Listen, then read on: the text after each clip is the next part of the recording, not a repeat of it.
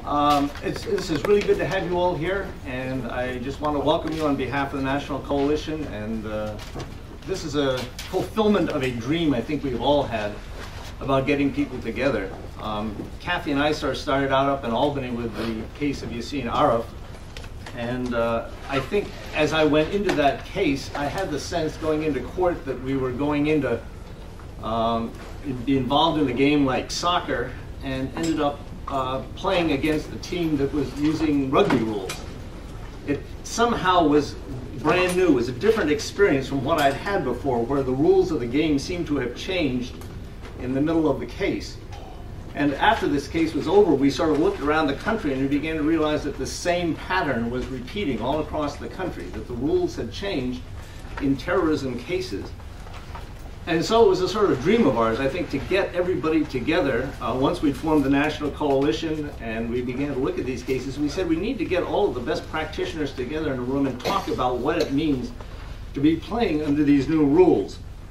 And so what I'm hoping for, and I just want to explain the goals here, is I'd like to see out of this, this conference, first, to have a really good, frank conversation among ourselves today.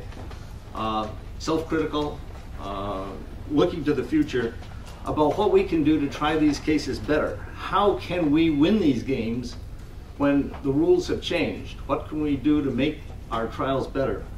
And secondly, out of this, what I'd like to see is an ongoing dialogue about where these cases are going to go and how we can try them. Because, frankly, the conditions were going to change. The courts are going to see these cases differently. The government is going to try these cases differently in the future. The public is going to start to perceive these cases differently. And so we have to have an ongoing dialogue about the shifting grounds under which we're operating. Part of what I want to be able to do in the future is to get you the tools that you need to do your cases, to try your cases. Do you need, for example, transcripts of Evan Coleman to cross-examine? Do you need to have well, better material for jury selection? All of these things are tools that lawyers need. And we need to be able to determine what it is that are best suited in the future. So I'm hoping one of the things that we can get out of this is an advisory council or an advisory group, whatever you want to call it, of trial lawyers that can keep in touch and can maybe have continuing dialogue either on the internet or in conferences or in other ways about what new things that we can do to help you get the material that you need to win the cases. So with that, I will just say welcome again. Thank you. I hope this is a good day. And I want to introduce our first, well, I want to introduce Nancy Hollander, who's going to moderate the first panel, and she can introduce the panelists. Nancy Hollander is an internationally recognized criminal defense attorney from Albuquerque, New Mexico, the firm of Friedman, Boyd, Hollander, Goldberg, Urias, and Ward. She does mostly criminal cases involving national security issues, forfeitures, administrative hearings, won in a number of cases involving religious freedom in the U.S. Supreme Court. She's served as a consultant in high-profile terrorism cases in Ireland, assisted in other international cases, and has represented 2 prisoners at Guantanamo Bay. And she's accepted as the lead counsel for the Special Tribunal for Lebanon. And so with that, I'm going to turn it over to Nancy. Thank you very much for coming. Thank you. So I have the task of moderating this, I think I looked on this wall back here, and I have not represented a lot of those people, although I'm happy to say that the cases that John Klein listed in his bio, I was co-counsel with him on all 3 of those cases, which I'm proud of. But I'm probably the only person in this room who was actually at Fred Hampton's house the day after he died. The cops weren't very interested in pursuing the fact that they had killed him, and so a group of us led tours through the house so that people could see what had actually happened there, which I hadn't thought about in many years. But his wife was pregnant, and the doctor who delivered his daughter, who I met later in life, also delivered my son. somewhat later. And anyway, it's just kind of an interesting connection. But it's I'm proud to be here with all of you, and I have a panel here of people. They're going to be the ones speaking. We're going to do this. Kathy Manley will speak first, and then Josh Draytell, and then Charlie Swift. And you have, so I'll just introduce all three of them now. What we've decided in this panel is that each of them will speak for about 15 or 20 minutes. Write down your questions, and then we'll have kind of a free-for-all, and you can ask questions. We can all ask questions of all three of them. Kathy Manley, who is obviously the one to my right, who's not Charlie and Josh. Kathy is a lawyer in Albany, New York, and you all have this in your little red thing. It describes who everybody is, so I'm not going to spend a lot of time on that. But Kathy specializes in criminal defense law. She's also been really one of the organizers of this program. I think one of the main organizers, and who got us all together. She's been very active in the Muslim Solidarity Committee, the National Lawyers Guild, and of course the National Coalition to Protect Civil Liberties, Civil Freedoms, which is what brought us here. And she's been collecting information on all of these cases. So what she's going to do is talk to us about the information that she's collected. So we have to start this whole day-long seminar, we kind of have an overview of what we're up against and what's happened. Joshua Draytell, I've also had the good fortune of being co-counsel with and traveling with to the Middle East. Josh has been a criminal defense lawyer, very well known to all of us for the last 25 years. He does all kinds of criminal defense work, my idea of a real lawyer. He does trials and appeals. He does everything from RICO and mail fraud to terrorism, espionage. He does death penalty cases.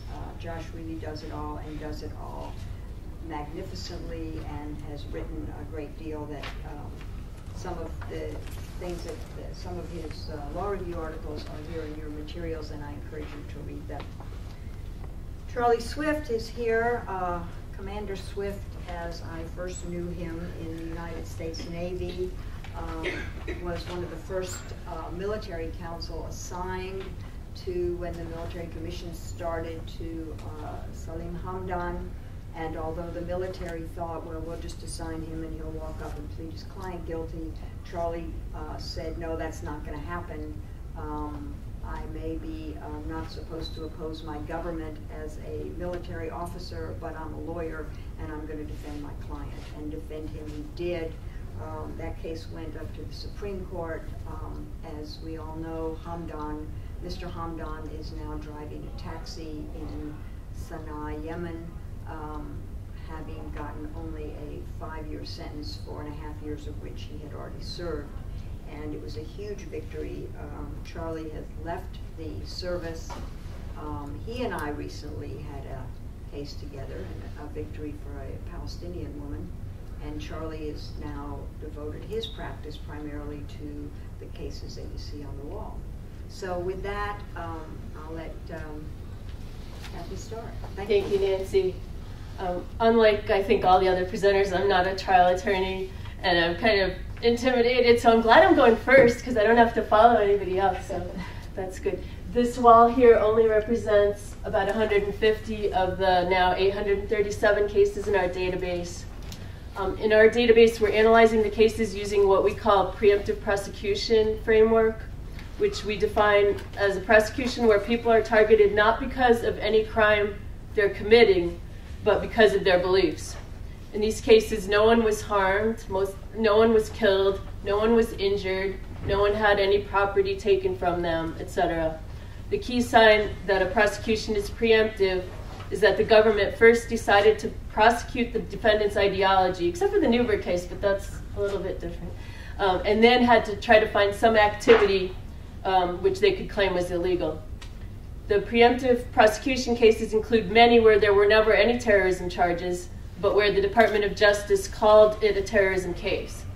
And there's many, many cases where a Muslim came under suspicion, often soon after 9/11, often simply from being from a certain country or because of their travel or some other thing where there was really nothing going on. In many such cases, they were preemptively prosecuted for something like marriage fraud, money transfers, Hawali cases, false statements charges, etc. Some of these people served short sentences and then were deported. Some served much longer sentences.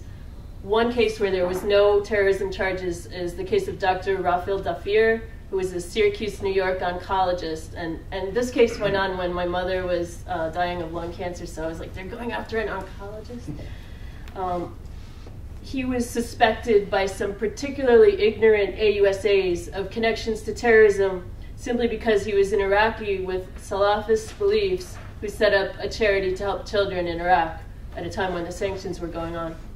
He was convicted of violating the sanctions on Iraq for helping these children, no connections to any violence or anything. He was also convicted of improper Medicaid billing in his medical practice and tax fraud related to the charity. And he got 23 years, and he's an older man. This is probably a life sentence for him.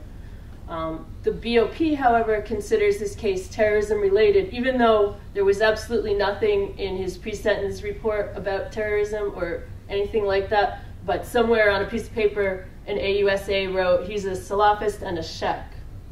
And that meant that they considered him a terrorist in the Bureau of Prisons or a terrorism-related case.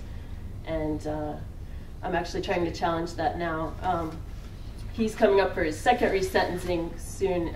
Peter Goldberger represents him now.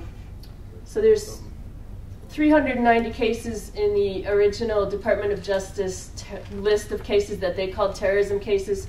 Of those, based on our analysis, we would say 78% are preemptive prosecution. Most of the cases in our database were charged after 9/11, but a few date back to the early 90s. Now we have, of the 837 cases, we would say more than 500 are preemptive prosecution. We're still analyzing about 100 of them. And of those cases, people who never harmed anyone, 194 were sentenced to 10 years or more, some to life. Lynn Jackson here is a database programmer, and she wrote the software for the database, and it has a lot of fields in it, including district court case number, charges, any sentence, prison number, status of the case, whether we consider it a case of preemptive prosecution, the attorney with contact information, a case summary, links to news articles, and a lot of other information. So if you want access to this database, contact me or Lynn, and she'll send you a password. There is a public side to it, but it has all the cases, but it doesn't have most of the information. So there's a lot of laws and tools used by the government in these cases. One that you probably know a lot of this, what I'm going to say, but I'm just going to go through it as an overview. The material support to a designated force terrorist organization statute. This was passed by Bill Clinton in '96. Promoted by him. It was revved up greatly after 9/11 and the Patriot Act, and has been used in so many cases, stings and non-stings alike. Often it targets what should be First Amendment protected activity. You're all aware of Holder v. Humanitarian Law Project, which was brought by this group, which worked in conflict zones to help both sides work out their differences peacefully. They wanted to do this work with the Tamil Tigers in Sri Lanka and the PKK Kurdish separatist group in Turkey. But these groups were designated as foreign terrorist organizations, so these people could potentially be prosecuted for doing this peaceful work. And as you know, in 2010, the Supreme Court said that anything that could be said to help one of these groups, even if it's not related to violence, and even helping them not to be violent, if it can be said to be coordinated in any way with the group, can be prosecuted. It's a material support violation. And perhaps the most horrendous case of this is the Holy Land Foundation case, which many of the presenters here were involved with. In this case, nonviolent aid, such as money for schools and clinics, aid to the same Palestinian Sakat committees which received money from the Red Cross and USAID. It was construed as support to Hamas and resulted in 65-year sentences for some of the people around that range of sentences. Or the Tariq Mahana case, which we have Janice Basil We tried that case with Jake Harney, where after refusing to become an informant, Tariq Mahana was prosecuted for material support for translating material on the internet, combined with a trip to Yemen, even though there wasn't really evidence that he had coordinated with a designated group. And foreign terrorist organizations are designated by the State Department, which can't be challenged by the defense in these cases. And it may be understandable that Al-Qaeda is designated because it did attack the US and tries to attack the US. Most of the designated groups do not do that. But they're groups that the US doesn't like for various political reasons. For instance, there's Kurdish separatist groups in Turkey and Iraq and other places. The US decided to support the groups in Iraq, most of them, and designate the group in Turkey, the PKK, even though the groups are really very similar. Basically, the material support statute functions as an instrument of political persecution. And then another law that they use in these cases is conspiracy charges, of course, which the feds love anyway and use in most all federal cases, including these. And the tricks they use in regular cases are amped up and pushed even further in these cases. For example, in the so-called Fort Dix 5 sting case, you had two different provocateurs and two different conspiracies. One, led by one provocateur, CI, involved alleged plans for shooting military personnel at Fort Dix. And one or two of the 5 defendants talked about this with this CI. The other, led by a different provocateur, involved the 3 Duca brothers talking about buying guns, which was illegal for them because they were undocumented immigrants. The Ducas talked vaguely about maybe someday going overseas to do something, but even according to the informant, they never knew anything about this plot involving Fort Dix. Yet they got sentenced to life plus 30 years, and everybody thinks they were trying to attack Fort Dix. Then we come to sting operations, which have been a huge success for the feds. People are starting to question them more in recent years, but still no one has won with an entrapment defense. The original theory, of course, behind sting cases was they were supposed to go after people like organized crime figures who were already committing crimes and go after them for that same crime. And there was supposed to be an entrapment defense for people who hadn't already been committing crimes, or at least weren't predisposed to commit them. But now with the ready response standard, there is no such thing really as predisposition, because it just means that if you don't back out, then you're not predisposed. So there's really no entrapment defense.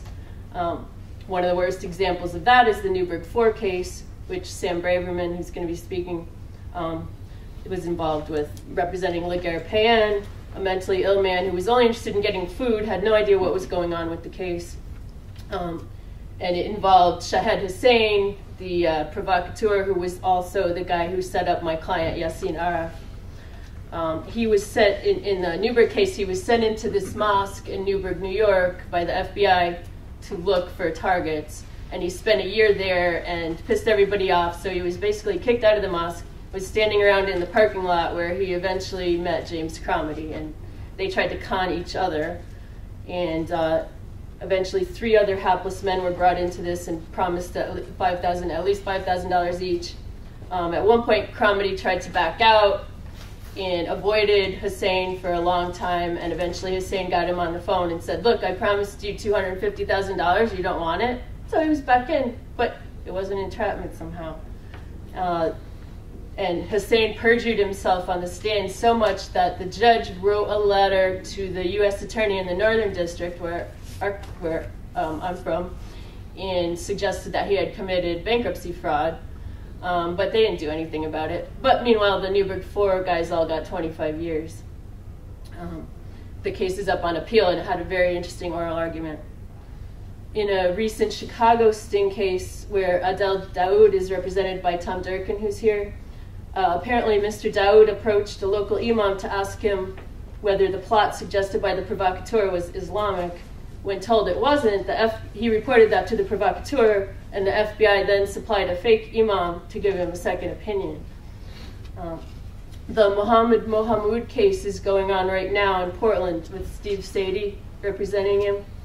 And it's interesting to see how public opinion is starting to shift in these cases, at least in Portland, because usually with jury selection, when people would say they can't be fair to these cases, it's usually because they say, oh, I can't stand Muslim defendants, or I just can't, you know, I think they're all guilty. But in this case, they were saying, oh, I hate what the government's doing here. You know, this is so unfair how they set people up like this. Of course, they got removed from the panel, but it's just interesting to see that come out.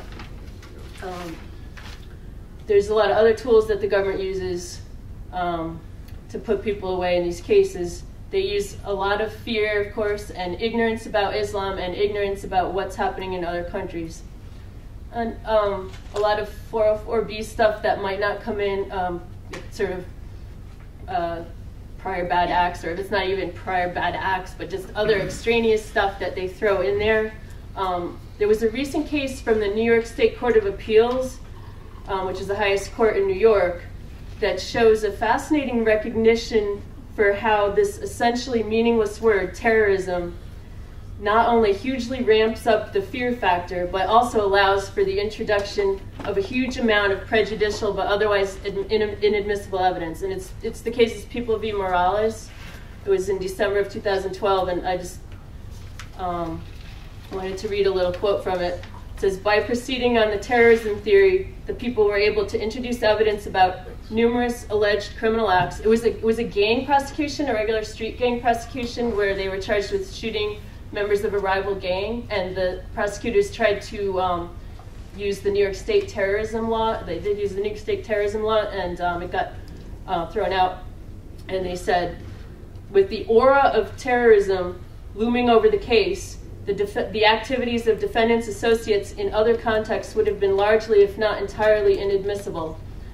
The spillover effect required reversal in that case because it was the terrorism factor. And this certainly happened in Yassin Aref case and all these cases. We at first thought if we didn't argue entrapment, because Yassin didn't even know anything illegal was going on, that a lot of this stuff, like his 12-year-old speeches where he talked about how corrupt the West was and how people were out to get Muslims, we thought that stuff will stay out. We're not even arguing entrapment. But it all came in, and the jury had no clue what to make of it. That leads me to the idea of experts, which I won't say much about because it's going to be covered by other people, but you have people like the government experts like Evan Coleman, who even the Second Circuit Chief Judge Jacobs called a Google expert, because that's what he does. He just goes on Google and looks stuff up. And, you know, Jacobs was kind of making fun of that, even though he happily upheld the convictions. The judges are really failing at their gatekeeper role with that. In our case, the judge just said, well, I don't know if he's an expert, that's up to the jury, but that's not how it's supposed to work. And the defense needs to develop our own experts. That's something that Janice Basil will talk about. They did a lot of work with that in the Tariq Mahana case. Another major tool, I'm almost out of time, I'll go quick. Another major tool the government uses is classified evidence. And Josh is going to talk about that, so I won't say much, but we had a hell of an education about it in the Aref case. The lead trial attorneys got security clearances and still weren't able to see any of this evidence, which was given to the judge and was used to justify a targeting instruction where the judge told the jury that there were good and valid reasons for Yassin being targeted, so they were afraid to acquit him. And then the appeal judges got to see a secret brief, a super secret brief, and a secret argument, none of which we got to see. And then the decision was just like really short, just ignored all our issues. It was based on the secret evidence.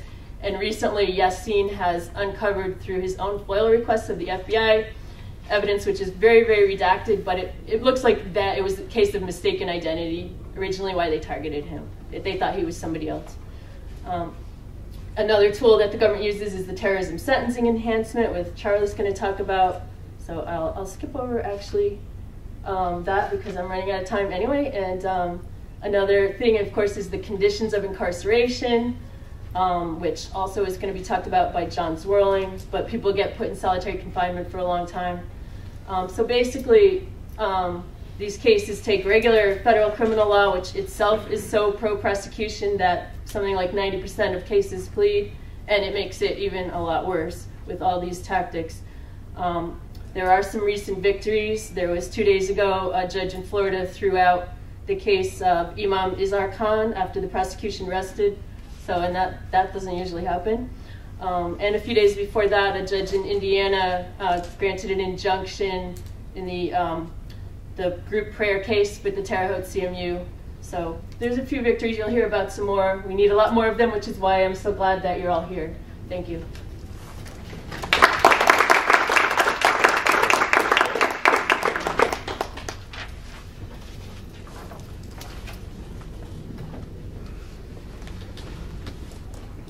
You can just sit right there. Yeah, sit right there. You're about to put it. I'm not going to stand those so people Oh, in the back okay. can hear you. They can hear you and see. Good morning. Thanks everybody for being here. Thanks for inviting me. I'm going to speak about 3 elements of the government's arsenal that have a significant impact on how these cases are prepared and tried and decided, not only in the context of jurors, but also in the context of judges. They are the Foreign Intelligence Surveillance Act, FISA, F-I-S-A, the Classified Information Procedures Act, CIPA, and the use and burgeoning use of protective orders in cases that involve CIPA-generated evidence and also other types of evidence that is even not classified. And creates categories of discovery that make it increasingly difficult for defendants and their lawyers to prepare for cases. The general theme is that with all of these aspects, with all 3 of these aspects, which work together in many ways to the government's advantage, and in many other ways are not harmonized in rather logical ways that would benefit defendants, but there's resistance to that for obvious reasons. But they all involve the government's tactical and unilateral use of essentially classification authority or secrecy authority to influence not only the way cases are prepared by the defense, but also the way judges look at cases and the way jurors look at cases. And I'll start with FISA because it's the oldest of the 3 in the sense of statutorily. A classic example of perhaps good faith intentions run amok in government and beyond once you have a statute that's actually enacted, in the sense that FISA was designed to regulate something that had previously been unregulated, which is surveillance of internal, within the United States, surveillance of foreign intelligence activity, which had previously been unregulated and essentially at the discretion of the executive. And there was a case, U.S. v. U.S. District Court in 1972, which declared it illegal. So FISA, 6 years later, on the heels of a variety of scandals and disclosures about counterintelligence activity within the United States, both by the FBI and CIA, the Church Committee in particular, FISA was designed as a way to restrain government conduct, or at least regulate it in the context of requiring warrants, monitoring, disclosure at some point in a criminal case, if in fact FISA-generated evidence would be used in a criminal case. So that's how it started, but the evolution is essentially a extraordinarily pervasive and broad tool for use by the government in criminal investigations as well as intelligence investigations. And there are several aspects of FISA's evolution that have brought us to this stage and have contributed to the results. One is that FISA essentially for at least 25, 27, 28 years operated simply as a rubber stamp. In other words, a FISA court. A group of district court judges, initially 7, now it's I think up to 11 or 12, after the Patriot Act expanded specifically the roster. But judges picked from around the country on a rotating basis who would hear these applications in a sealed location in Washington for purposes of passing on the government's FISA application. And the reason they needed more judges after the Patriot Act also was the extraordinary expansion in the number of FISAs, which eclipsed Title III's now. Title III is an ordinary warrant, and I think they started to eclipse Title III probably about 2003. Essentially rubber stamped, and there's never, at least until 2004, 2005, there's never been a a FISA application that was in fact rejected. And even today, a rejected FISA does not mean a FISA that is not ultimately approved. It just means it goes back to the Justice Department for rewriting, for modification. So while the FISA court in the last 5 or 6 years, since these issues have become litigated more often, and after the 2002 case that went to the FISA appeals court, which was the first time it had ever sat, which again is just a group of circuit judges, pulled from around the country, 3 judges. The court has taken itself a little more seriously, but unfortunately not to the extent that it really makes a difference in impairing the government's ability to get FISA warrants and surveillance. So the rubber stamp aspect of it is quite extreme. And also just the advantages that government has, not only in getting information on a significantly lower standard, simply foreign intelligence information could be overheard, and that the target is an agent of a foreign power. Foreign power includes any terrorist organization or terrorist activity. It's extraordinarily broad and generally without any parameters. So but the other part of it is, more recently, the FISA court, and particularly the lower FISA court, and the FISA Court of Review, have issued opinions. But the problem is those opinions are, by and large, classified. I think there are only 2 opinions that have ever been released from the lower court, and 2 from the Court of Appeals. Now, the government has access to the entire roster of opinions because they're all classified, but the government has them. So, but if I'm in a case, I only get to see the 2 that are declassified. I do not get to see the other dozen or so that have been issued in the course of it. So I'm already at a disadvantage in that context. In the context of litigating it in the course of a criminal case, while you can get access to, you get access to the FISA-generated evidence, sometimes in a classified context, sometimes in a declassified context. The FISA warrant applications are presumptively not only classified, but ex parte, so that the defense never sees them. And in fact, in the course of the entire history of FISA, which is now, I guess, 35 years, there has never been a court ruling disclosing FISA applications or the underlying affidavits to the defense lawyer, regardless of a security clearance, regardless of, and there is a provision, there are 2 provisions within the statute itself that permit it, yet no judge has found it compelling enough to do so. And one is that it can be done just for fairness purposes, to have a more accurate determination by the court, and the other is for due process purposes. Yet every opportunity to litigate this has failed in terms of both at the district court level and the appellate level. It has never gone to the Supreme Court on this particular issue, but it's mostly discretionary, so I'm not sure that it's a decision that's going to be reviewed by the Supreme Court on a legal ground. Of course, what this leads to is, of course, a perfect record for the government in FISA litigation in the district courts. And the government will come in and say, the reason we have a perfect record is we go through all these procedural hoops that we have to jump through, that internally we monitor everything. Of course, I think the more logical answer is that when you don't have an adversary for all practical purposes, it's pretty easy to win every case. And I think I would do just as well if I could deprive the government of the facts in litigating any particular motion or case. Moving on to CIPA, and this is one of the things about, by the way, in terms of declassifying the opinions, even the Justice Department has agreed that these opinions should be declassified, and now the obstacle is Congress, which is quite extraordinary. So, moving on to CIPA, Classified Information Procedures Act. The interesting thing about CIPA and FISA is they're not harmonized at all. CIPA came a couple of years after FISA. When FISA existed when there were no clear defense attorneys. So on a certain fundamental level, it perhaps makes sense that FISA applications, which are classified, might not be available to defense attorneys who didn't have access to classified information. That changed with CIPA, but FISA has never changed. So it's extraordinary. I mean, if this happened to the government's disadvantage, it would be corrected within one congressional heartbeat. But because it's to our disadvantage and the government's advantage, it never gets changed, despite the fact that this has been apparent for at least a dozen years, this particular anachronism in the operation of the 2 statutes. But CIPA has a section all of its own, which is extraordinarily advantageous to the government, which is Section 4, which permits the government to provide to the court ex parte information that they want or discovery that they say, well, we don't have to discover, we don't have to produce this for a variety of reasons, mostly state secrets doctrine. Arif is an important decision on that from the Second Circuit. There are other decisions as well, but Arif is probably the first that elucidates a standard, and it's not a very good one for the defense.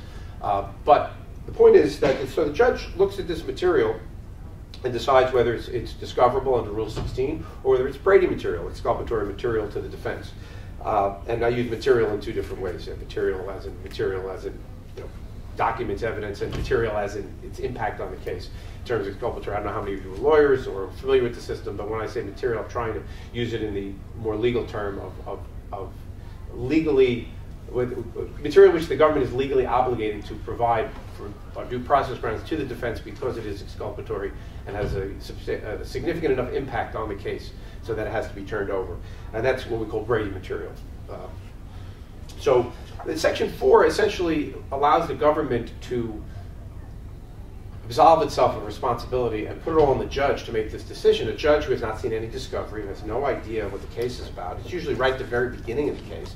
A judge, this is before the defense counsel may have a theory of defense, much less a judge. And the general history of ex parte communications in the U.S. and the courts through a variety of even espionage cases involving the Soviet Union and Vietnamese and a variety of different espionage cases through the years. The courts have consistently held that judges shouldn't do defense attorneys' jobs. That's defense attorneys' jobs to do, and that's why the adversary process works to the extent it works. But the judges can't do two jobs. They do their job and not someone else's job. But in the SEPA context, the judges have been doing two jobs, and not very well in many respects. And one way to combat that is what we've been doing more recently is using what's good for the goose is good for the gander, in the sense that we have been making ex parte presentations to judges about the defense theory, enabling the judges to review this material at least with some level of education so that they can pick out exculpatory material. And it does work to some extent. It's probably not as useful as if I looked at it, but it's certainly better than nothing. And we do get production, at least on some level, of some material that is useful. The question of how to use it at trial is another impediment. It's not that it's not supposed to make a difference whether or not information is classified. It has to due process matter. There are cases, of course, they arose out of Iran-Contra with government defendants like Poindexter and Oliver North, but the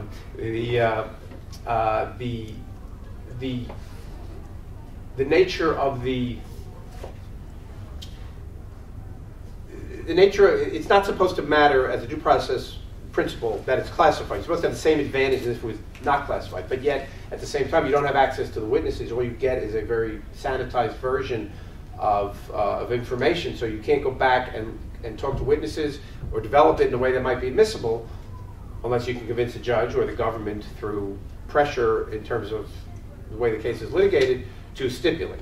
And sometimes that works and sometimes that doesn't. But again, it's a discretionary matter. By the way, Section 4 is also discretionary. The judge does not have to take it ex parte. You can disclose it to the defense, cleared counsel. But yet, I don't know that there's more than one case where it's happened. And that was, again, a government defendant, Scooter Libby, where it was shared to some extent with the defense. And the judge reversed himself. Right. He initially did it, and then the government went back and whined. And that was John's case, so John does this firsthand. And protective orders amplify this because what they do is essentially restrict the ability of the defense to use information even that it gets under these secrecy regimes. And they've grown more and more restrictive due to two aspects that should not be present in the federal criminal system, but yet have migrated over in a very negative and adverse way. One is Guantanamo protective orders in the military commission. Actually, they started in the habeas. And the reason that this is somewhat pernicious and disingenuous is they started in the habeas context where there is no Sixth Amendment right to counsel, and it's a plaintiff in a civil case making, who has to make a case, but also those lawyers didn't have a right even to a clearance because they were not in a SEPA context. And so it was a judicially created remedy at the time for civil cases with civil plaintiffs, and that migrated then to the military commissions, and now it's migrated into federal court where there's significantly more restrictive there are significantly more restrictions on the use of classified information or even other what they call sensitive discovery. We're in cases now where identities of witnesses are either not known or are embargoed to a certain extent, so you can't investigate in an effective manner.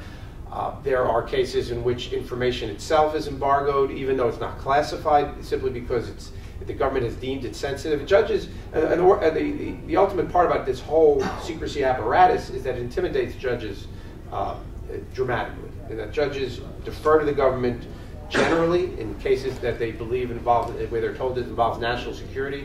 They defer much more, and as the case moves on, they're not necessarily getting better in many ways, and you have to educate. The obligation of lawyers, and I think it's incumbent upon lawyers to continually educate judges not only with the procedural parts of these, but also the substantive parts, that not only in the context of each defendant's right to a fair trial, but also that the government has been using this for a dozen years now to great effect, and the results are obvious from the board behind us in the context of how many acquittals you can find on this board.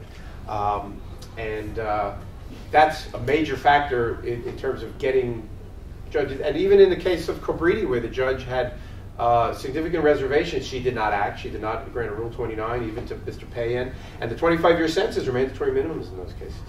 So judges who tie their own hands as well as having their hands tied by Congress and the procedural rules that are created. So thanks very much.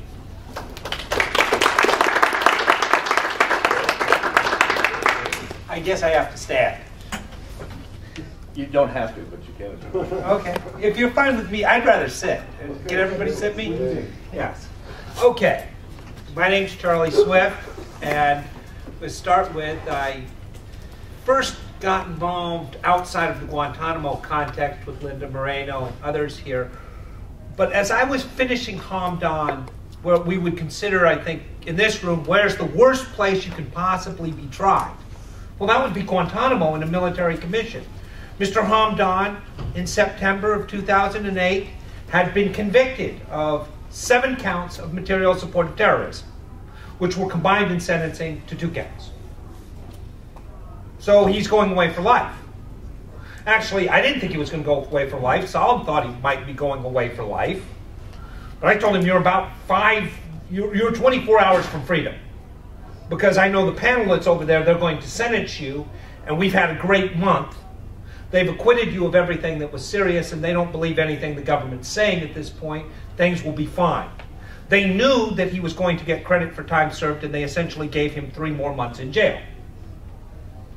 Now, I learned from Linda and Nancy and Josh and others that had I been sitting in a federal court, his life would have just been beginning in jail. He would have gotten 30 years minimum.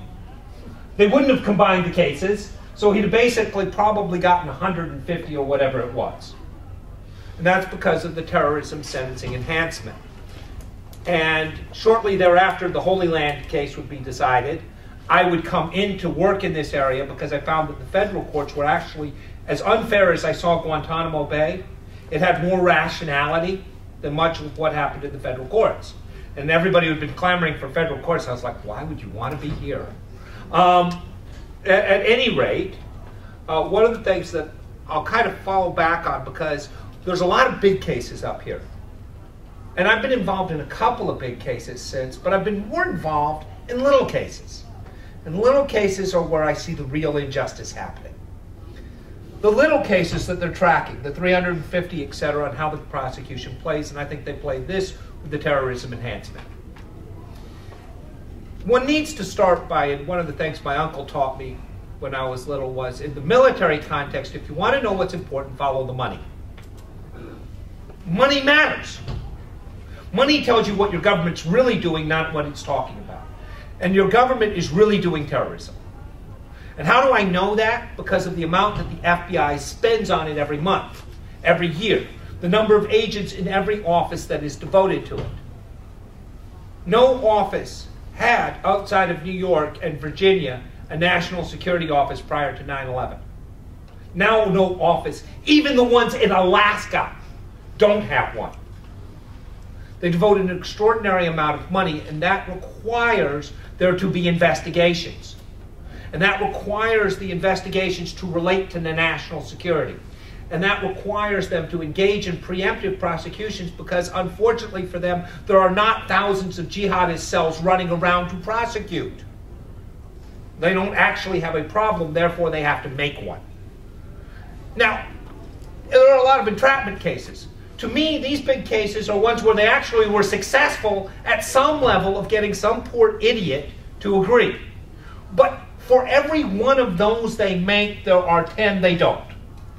Where they sit in the client's part, they set up the FISA surveillance, they do all of the questions, and the guy doesn't agree to kill anyone or send money to anybody.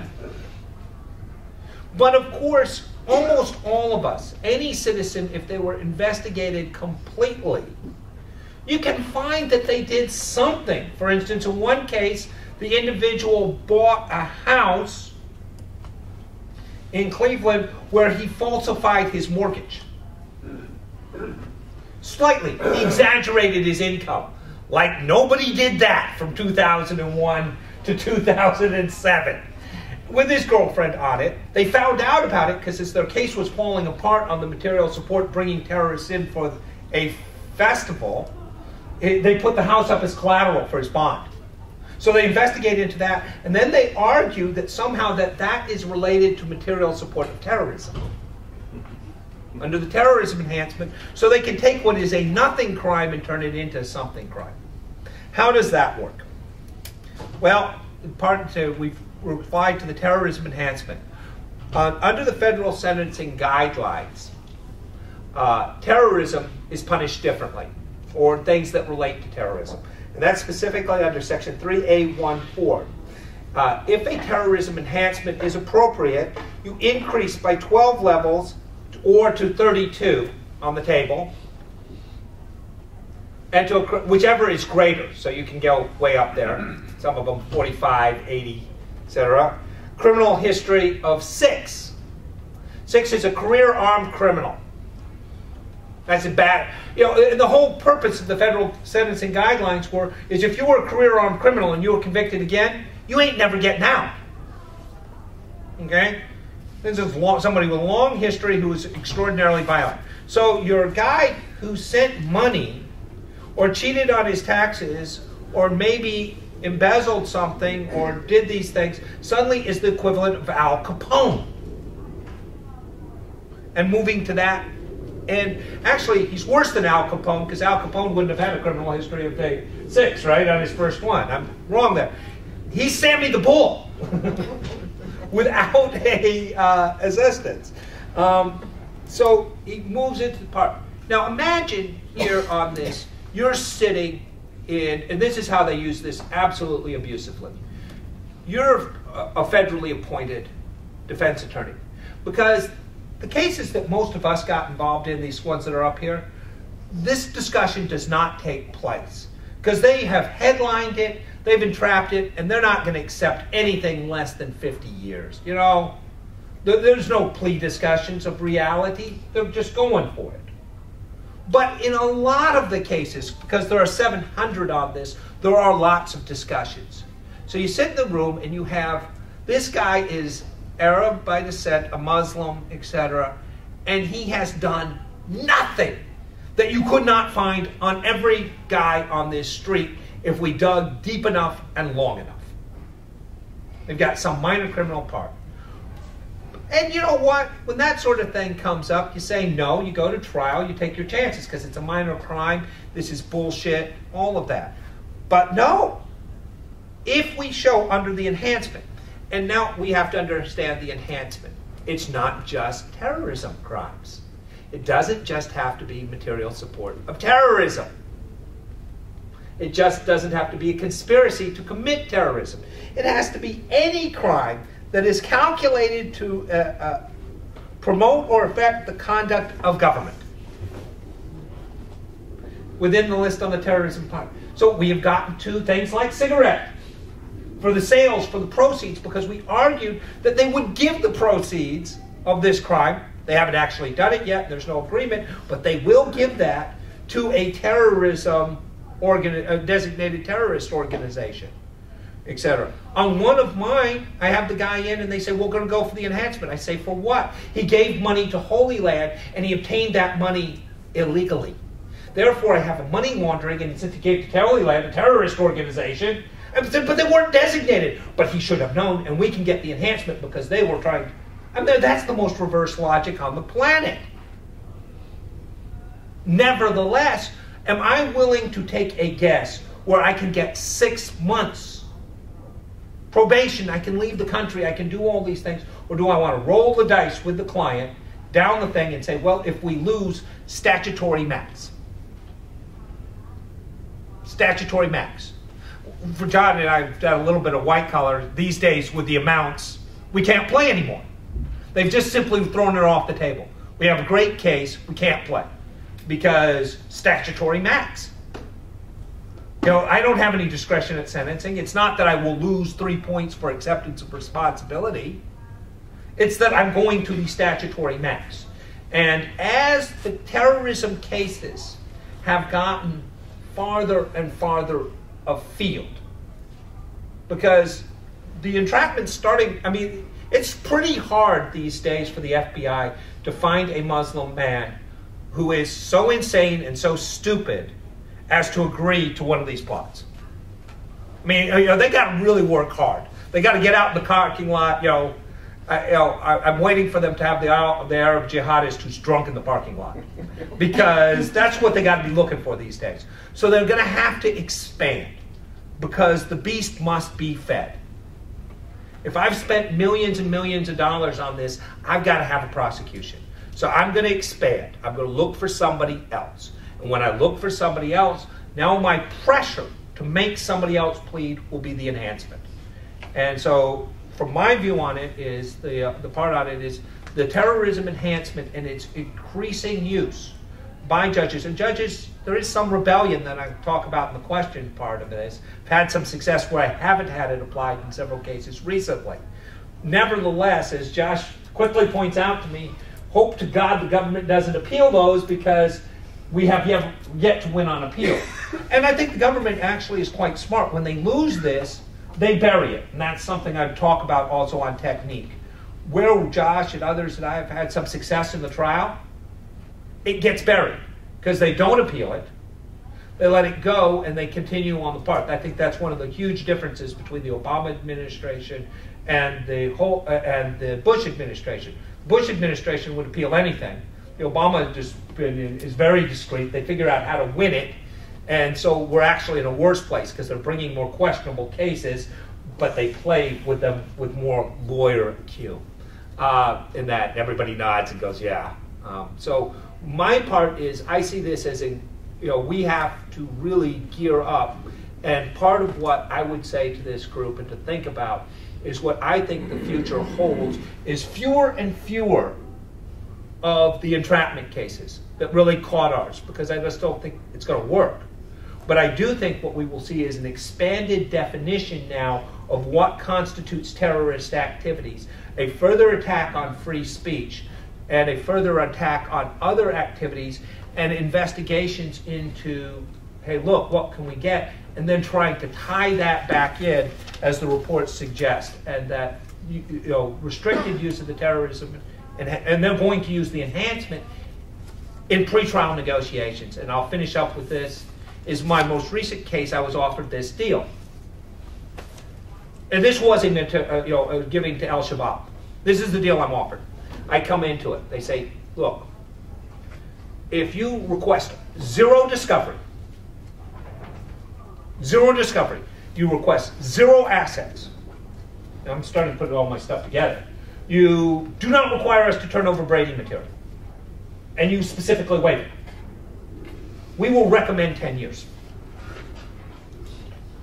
Now she's looking at 30. And if they got it, and I go down to her and say, did you actually send money to Somalia? Yes. Okay. So they're going to be able to prove money. Who got it? Oh, I sent them to the brothers, and they were part of the Lost Boys of Minnesota. Okay, so there may be lots of other stuff, but they're going to be able to prove that. I'm going to recommend 10 years, huh? What do? Do I sit there and say, screw you, turn over your discovery.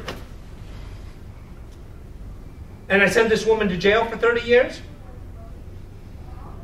Ultimately, we got 8 years because the judge disregarded the guidelines when we came in. He said they were inherently unreasonable.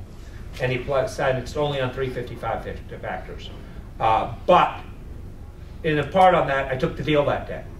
I was there. There is absolutely everything that you are doing is wrong. I'll take the deal. Because if I wasn't looking at, she'd sent $1,400 to pay the debts of a guy who died in a funeral, to pay some hospital bills, and to pay for baby food. But after humanitarian law, that was guilty. Called everybody up, and said, ran it through them. They said guilty. I said, okay, we're going to go down and plead. I didn't like it.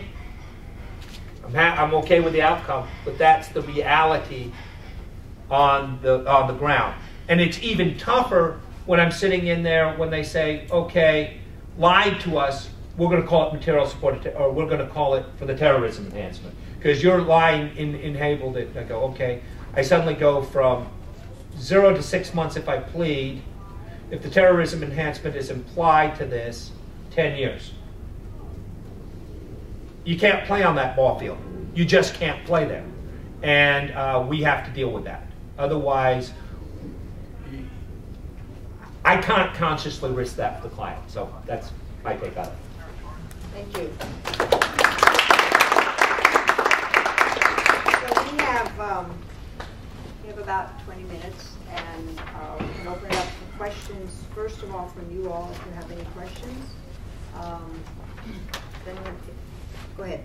I wanted to raise a case in Chicago where the defendant, Abdel Halim Ashtar, was charged with RICO and refusing to testify in a grand jury criminal contempt.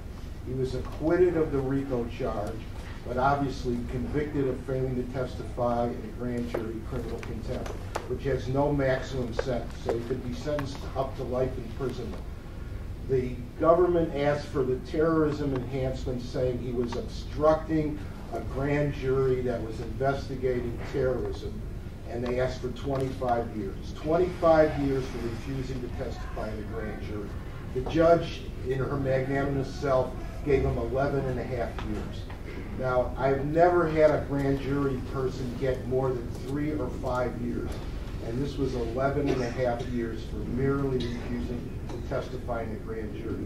So people should be wary of grand juries investigating terrorism when people are subpoenaed to that grand jury. Well, and that's an excellent point, and it goes off what Charlie was saying, is that they're expanding all this. We've now had cases of, I had a guy charged with bigamy.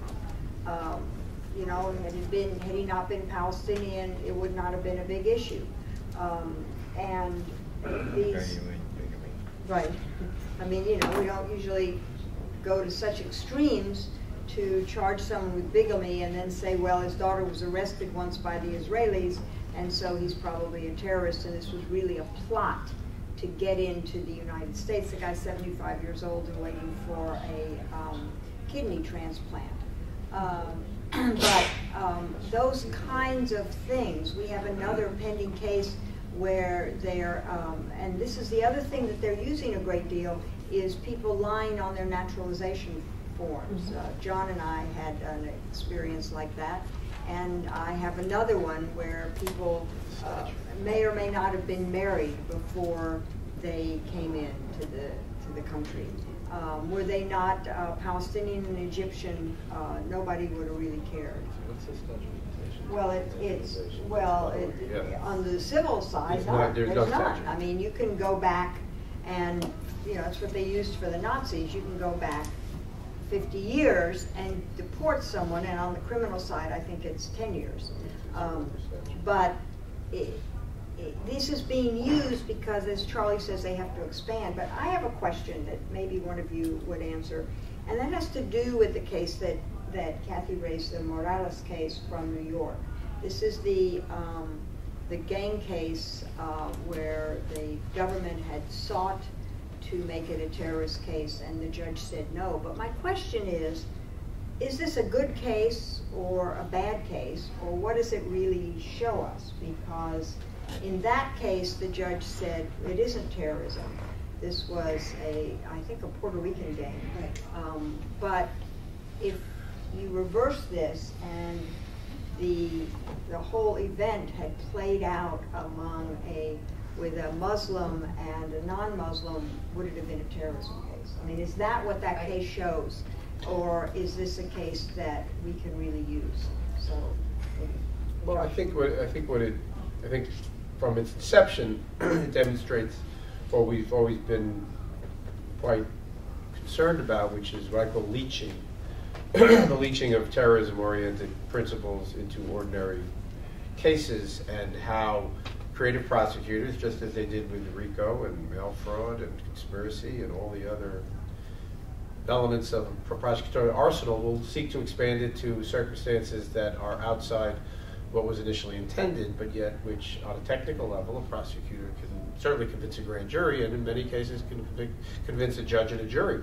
Obviously, they convinced the jury because there was, but because it was reversed, and they convinced the judge at the trial. It's only the New York State Court of Appeals, which is actually has a rather different composition than federal appeals courts and the Supreme Court of the United States, certainly significantly different composition to reverse it. So I think that that's a significant problem, and I think that merges with some of what Charlie was saying, which is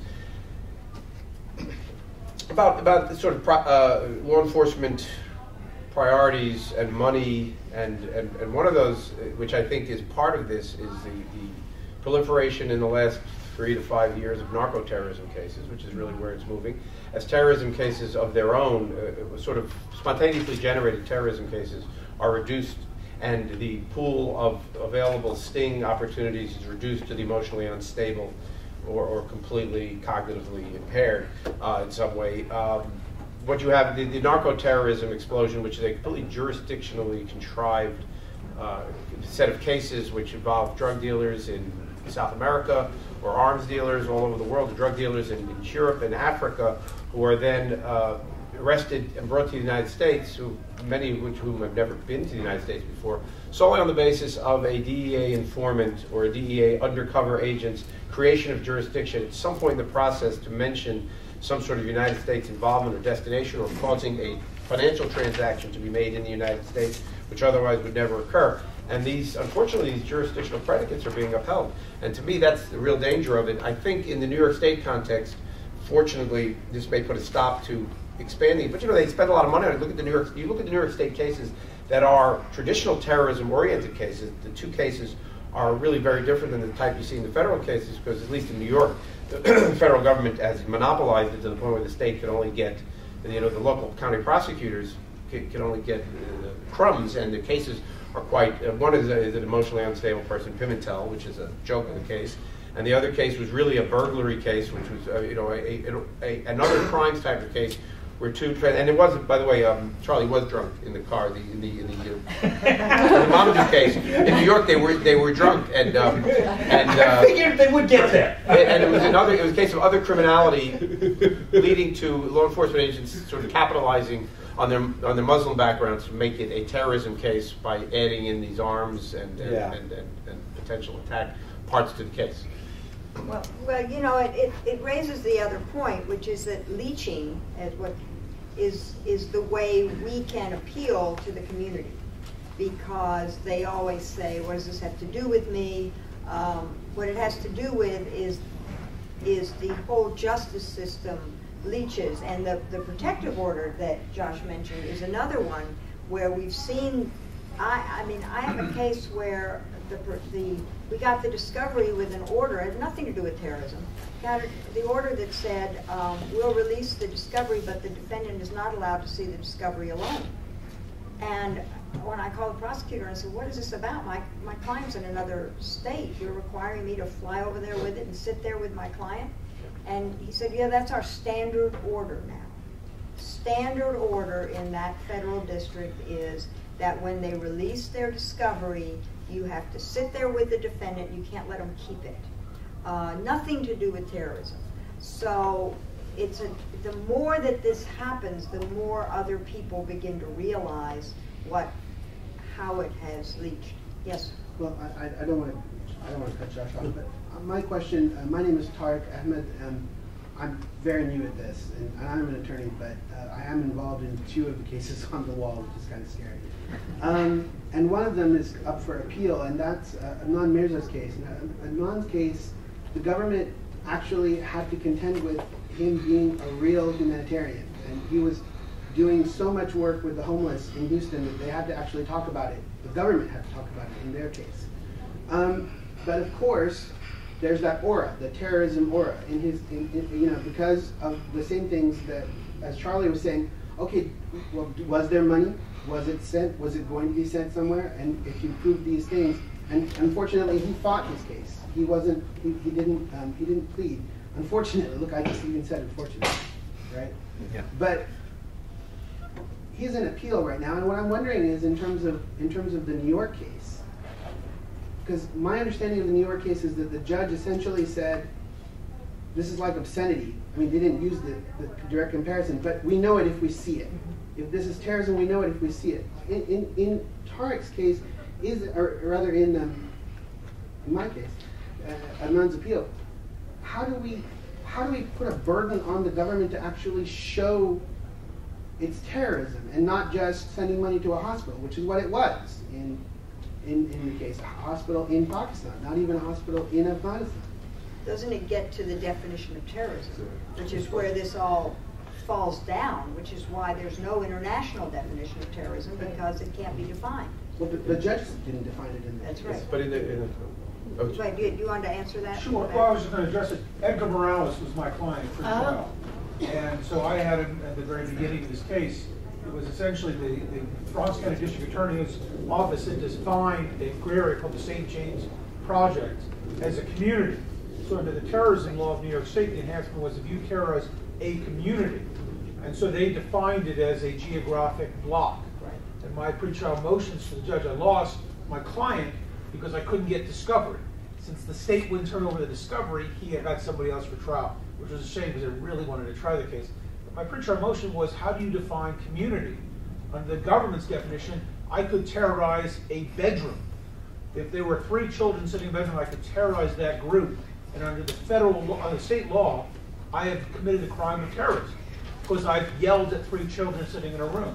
So there is no definition at all to the word. And that's, I think, ultimately where the Court of Appeals was right on. But Judge Barrett, who's the state trial judge, not a horrendous judge, not a guy who's totally willing to back off from a good argument. And he was totally unwilling to define terrorism, the pretrial motion to dismiss for expected dismissal.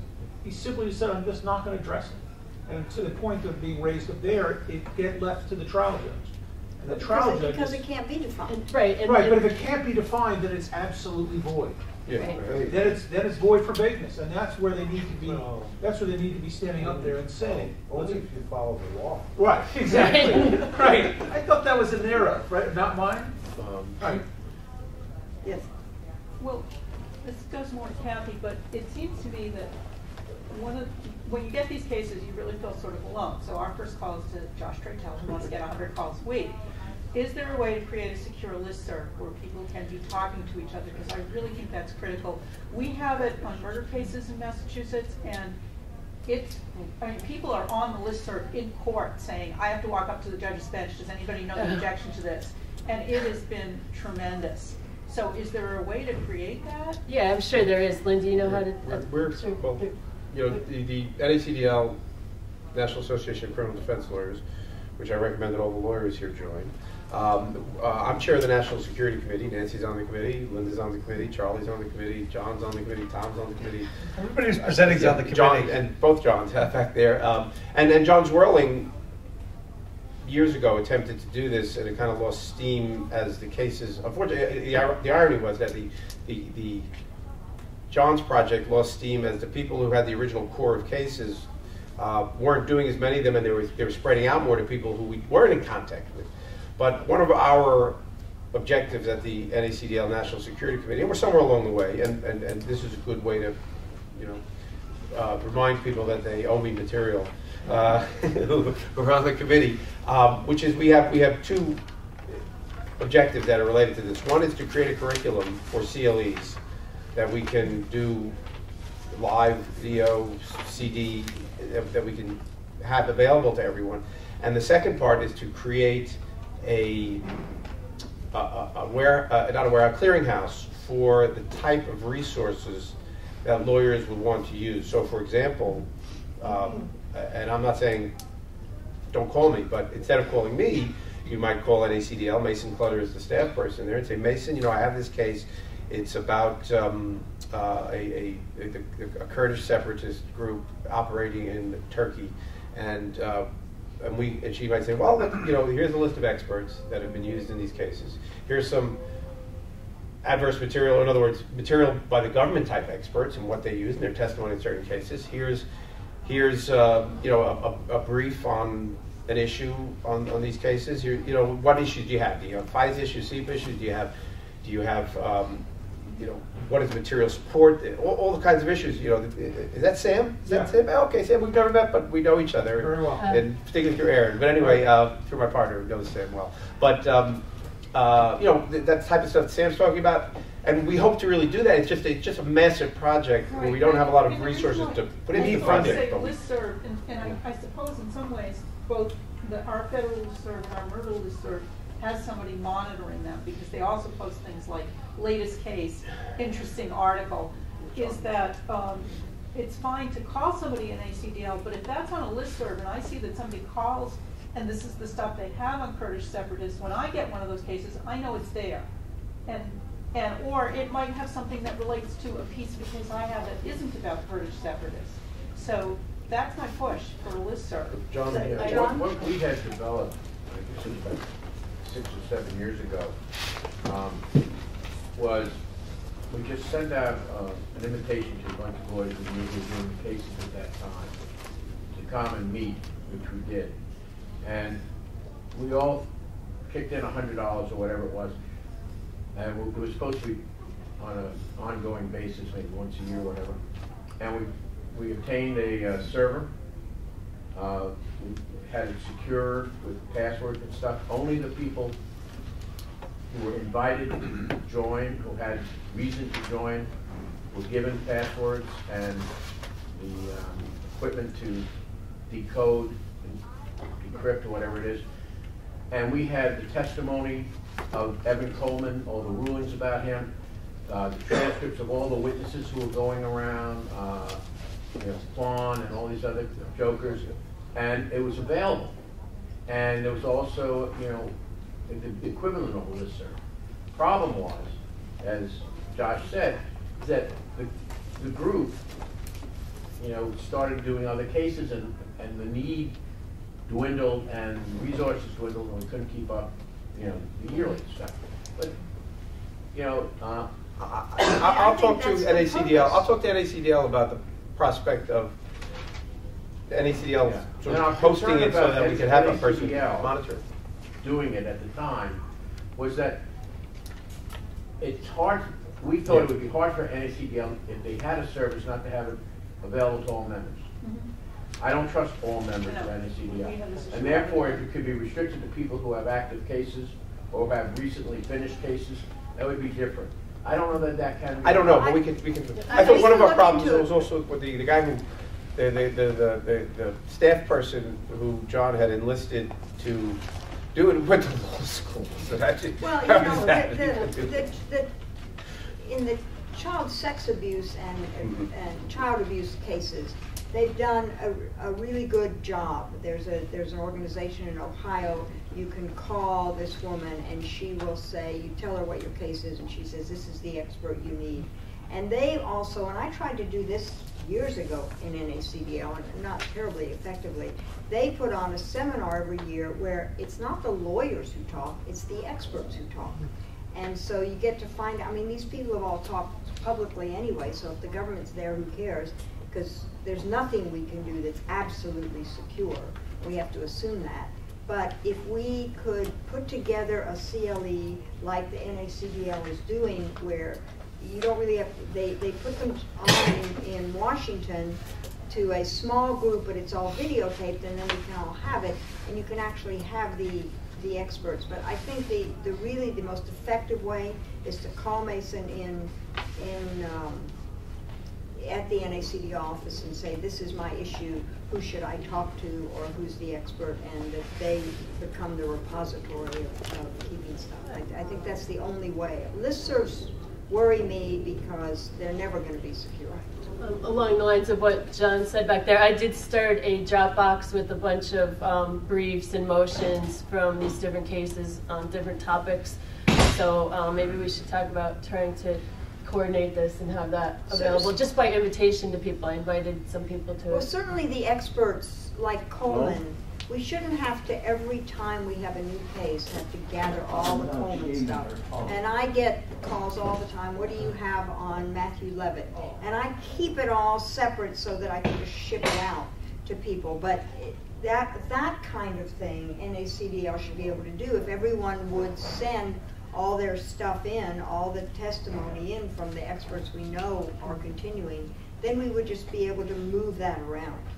I have one thought on it. See, I have the opposite belief on everything. I've lived in the secret world for most of my life. I think that secrecy is highly overrated. My view on it, it's highly overrated and always benefits the government. When we respond, because that's how they play. And they have the advantage of secrecy. They have the main Justice Project to keep everything secret. They have all the briefs, all that part. We say, okay, we've got to play the same way. Of course, because we've got to be secret. And we get into very small groups. And 783 is not a lot of it. The child sex abuse and et cetera works because there's thousands and thousands. Lots of people, lots of little work. We're small to begin with. Then we make ourselves even smaller. And then we die. No matter amount of effort, because God, I mean, I work till 10 o'clock at night, I have X number of clients, all of you do. And your life's no different than mine. Can't do this all the time. We die, and we die down. I'm 100% on, we need to talk more about it, we need to talk about it in the public. It doesn't matter, you tell them where you're coming from. If you're right, secrecy's highly overrated. It's highly over. You know, you make a good point, but you also miss a point. And the point is this, that the kind of stuff that we put on this server, that was available to the lawyers that were doing this, was stuff that we wanted to be able to still get from the government and be able to share with our clients, and not be accused of putting a witness's information out where he's going to be threatened, and then we get protective orders and stuff like that. We were concerned about that. And so what we tried to do was be in a position to say, if ever challenged, we have taken precautions. And that didn't happen, and it's not going to happen, and that's a false fear. I understand the part of that part, but my part, I'm 100% on, we need to have large seminars of the experts, because the only way when we come back to this to win is education. In the part, we need experts. I'm being persuaded by listening to you, although I have a real bias about secrecy. I'm pro-secrecy. I know I did. You are. In Al-Arian, we had a 6-month jury trial, and we did well for Dr. Al-Arian. The problem was the government learned. They learned, they studied what went wrong in that case, and you haven't seen another 6-month jury trial since then. In Holy Land, what happened was, our lead juror decided to give little press conferences. We had 2 trials. In the first trial, it was a mistrial. And our head juror decided he was going to give press conferences on what the government did wrong. And they were listening. So this is why I have a bit of a bias about just putting everything out there. But I'm persuaded. I understand what you're saying, Charlie. It's going to happen. I think it's a very good point. It's going to happen, but I think there's a difference between secrecy and confidentiality. And confidentiality in terms of strategy, I think, is still important. Look, I've written law review articles. There are at least 3 people here who were there when the government cited my law review articles to say that it was all strategy and it wasn't a legitimate legal argument, because I put something in a law review article of what defense attorneys should do in CIPA litigation. So I learned from that. But the point is, they are reading, and they get the advantage of making it look that way. I think, yes, you have another. I think we should have a conference with experts. I think it should be called Terrorist Training Camp. Defending terrorists. Actually, Yeah. The first thing is to actually learn what terrorists are, but that's... Well, this from a lawyer who wrote an article for the International Herald Tribune, and the title was what, Ms. Holland? I'm a terrorist lawyer. I'm proud of it. That's what they call us, and that's what they call us, so I embraced it. But I don't see any problem with having a seminar where the experts talk about this. I mean, I tend to be on Charlie's side. It's because I don't think there's any way to keep anything secret anyway, and there's nothing that we're doing that needs to be secret. The government's going to learn anyway, and we're just going to have to stay one step ahead of them by what we do and how we do it, and that's all we can do. Exploiting ignorance. Thank you, Art.